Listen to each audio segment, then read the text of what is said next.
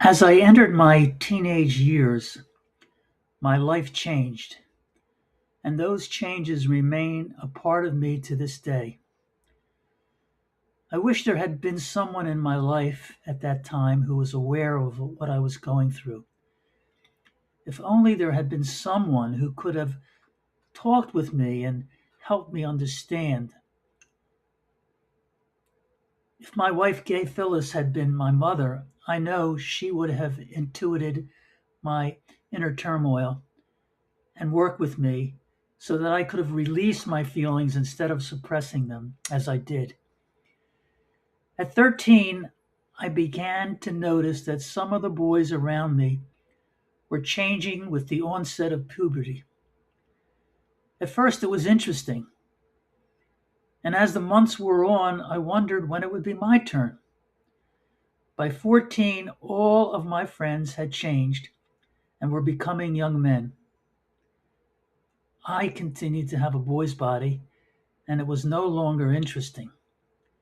I felt different and embarrassed. I experienced a deep shame and began to withdraw from life. Unfortunately, my mother did not help. She took me to her new family doctor, and when he asked to examine me for a hernia, I was mortified, and I realized exactly why my mother had brought me there. I later overheard him tell my mother that there was nothing to worry about. Unfortunately, I was worried and embarrassed, and his reassurances may have helped my mother, but they certainly did not help me. When I reached high school, most of my fellow students were a year ahead of me socially and emotionally, and certainly as well as physically. It was no fun going to gym class. Fortunately, we were not required to take showers, but I remained uncomfortable as we changed into our gym clothes. I dressed as privately as I could, and I remember one of my friends from my neighborhood telling a group of us that he had heard that I had dressed inside my locker because of my body. Everyone laughed except for me. In high school, I went out for the JV baseball team. I wanted to be a pitcher. I did fairly well during tryouts and was given a spot on the team. But I never did join the team, for I knew I would have to shower with the other boys, and that seemed an impossibility for me at that time, given my physical appearance. I was extremely disappointed, but my shame and embarrassment was too great for me to overcome. High school was a lonely, painful time. I had a few friends, but always felt on the outside. I never went out on a date, and most of my days and nights I was withdrawn and remained distant from my contemporaries. In the spring of my 15th year, I remained prepubescent. One early evening after dinner, I was playing in the schoolyard of a local primary school. I was with two friends, and suddenly I saw a group of boys, including my two, quote, friends, end quote, coming toward me. Without a word being spoken by anyone, I knew what was coming. The group would gang up on me, hold me down, remove my pants, and then ridicule me. Without thinking, I grabbed a bat held by the boy next to me.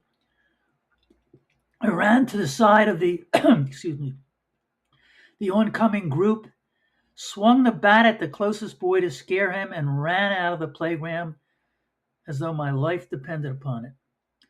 I was chased for only a short while, and I was able to get home without further incident. I never went to that schoolyard again, even though I loved to play basketball there. 5 years later, I was in college at a local pizza place with some of my fraternity brothers. One or two of the boys from the playground were there, and as they left, one of them turned to me and said, "Are you still running?" Even though my life had significantly changed when I went to college, Those words brought up all the shame and pain of those teenage years. In the summer of my 15th year, my body finally did change. I grew about 5 inches and began my junior year as an adolescent. By that time, unfortunately, my place in high school was fixed, and I continued to be a relative loner until my graduation. I did join in certain activities like prom and a school trip to New York City, but always felt like an outsider. Well, that time of my life passed, and my college years were really good. As good as my pre-teen years, even better, I would say. College and fraternity life were wonderful. I felt accepted, and I had many close friends. It was just a wonderful, wonderful time. I dated, I had a girlfriend, I went to parties, and I was just really, really happy. Life was good again. Yet, there was always a part of me that felt embarrassed and held back. During my life, I had to make a conscious effort to break through the feelings of insecurity, the feeling of not being enough. Most times I succeeded, but there were times I did not. Well, what are my lessons? This too shall pass is a great lesson to learn. Life is filled with ebbs and flows and ups and downs, good times and not such good times. Nothing lasts forever. The good times pass and the stressful times pass, but trying to resist one or hold on to the other simply doesn't work. Resistance even makes it worse because it consumes you and your life becomes about what you are resisting. You can no longer see the positive parts, places, events in your life, and you become just narrow focused on what you are resisting. When shame and not being enough come up for me now, I take a breath and I go into that part of me which is quiet and loving. It is the part I call my heart. I remind myself from that place that the feeling is just a small part of me from a past time. It is no longer relevant or meaningful, and it never was. In no uncertain terms, I remind myself that I am enough, that I am whole and complete, and that I have always been so. Thank you so much for listening. Thank you for sharing this space with me. I really appreciate it.